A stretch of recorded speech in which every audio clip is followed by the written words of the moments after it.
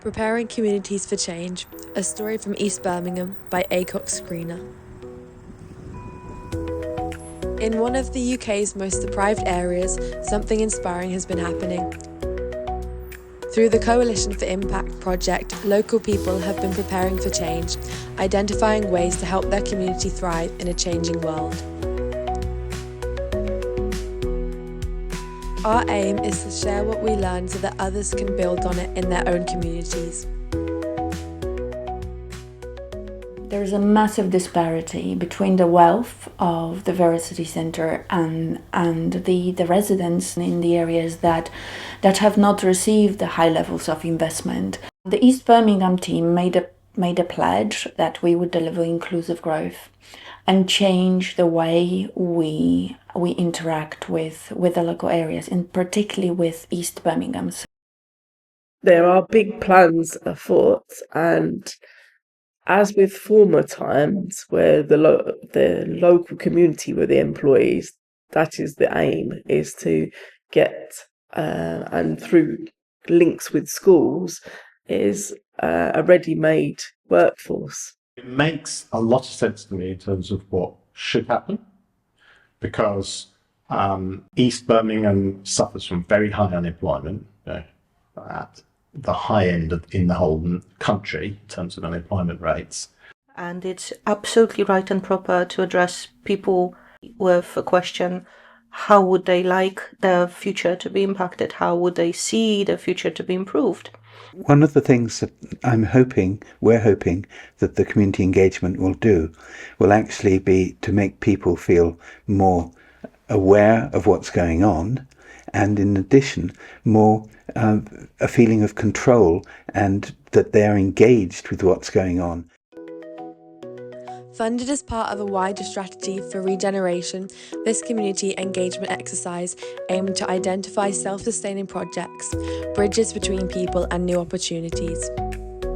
Our approach combined different ways of listening to local voices: community mapping workshops, an online survey, consultations with community groups and open public meetings, drafting and submitting project and funding proposals. We learned that some tools worked better than others.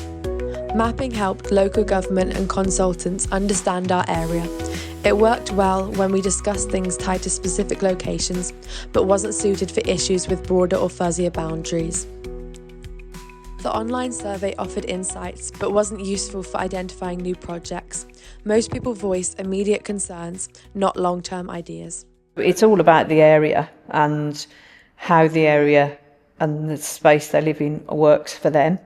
So things about green space, things about parking, basic everyday stuff that people know about, complain about. Sort of a majority of people know me, so that really helps. I think the fact that you're going into a space and you're not sort of someone that they've never seen before asking them these questions. I'm part of Acocks Green Village Partnership as well. So when I took the role on, I sort of got involved with a lot of other bits and pieces that are happening. There's a forum group, residents forum group, there's Fox Holly's forum, I go to those and you're seeing people all the time and I'm saying, oh, there's this happening or is that happening? And they pass on as well. The residents will say, oh, this is going on, do you want to come? Which is good.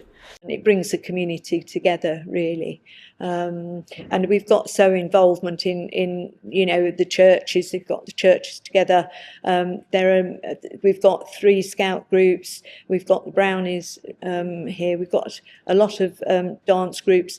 To me, there needs to be, that's way the community comes together. We've got so many. They run lots of things here. We've got history group here. They do yoga and chess groups and everything at the library.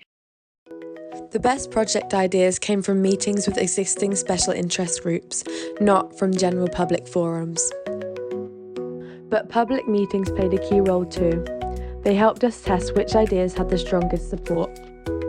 The community engagement identified things to do, and we selected the most popular at further meetings. Training from the project gave us the tools to implement our plans, and we seized the opportunities that arose. The training helped us to create new partnerships, but also think in more strategic way, more business way. Lots of community organizations live and act on their own. Whenever we talked to other community organizations in the village, everybody would very enthusiastically say, yes, we need a community hub in our area. Just nobody on their own, without partners and without that sort of business hat, they wouldn't be able to start because the whole project seems to be just too big. Before we settled on the idea of taking over into community ownership the stone hall in Acocks Green, we were exploring delivering the community hub from the library. Then the library time was cut. That is tragic because a lot of families got used to using services which are provided already through the library. Anyway, we switched our thinking to possibly renting a shop, and that has its own challenges. The annual fee of 20 to 30,000 is a burden on a small organization, which we didn't want to consider. So we switched our thinking to partnering with a Disability Resource Centre and going for a larger venue, which is the Stone Hall, hoping that it will be a community asset transfer. We understand that Birmingham City Council would like to dispose of that building, and we fear that that might be an auction. But we have a plan B, and we're hoping to develop a business case which will support the building for the foreseeable future. As you can see, it's a rather super view of the back of the building. The back garden, the area of gardens behind Stone Hall, are at the moment not used and have all gone wild. And so what we want to do is to be able to use those as further potential income generating areas and benefit generating areas. At the moment it's wilderness, and what we hope is that we can make it a place where young people from the school can do things with disabled people, perhaps planting things, growing things, eating together. What we are hoping to achieve is to create disabled access to the first floor, so the building is fully accessible and fully all-inclusive to everybody with disabilities, without disabilities, and for all of the areas of community to be able to feel represented and included in the community hub. We would like to create a new opening for the building, which has been used for educational purposes for very, very long time. And we would like to retain the building as such for the foreseeable future.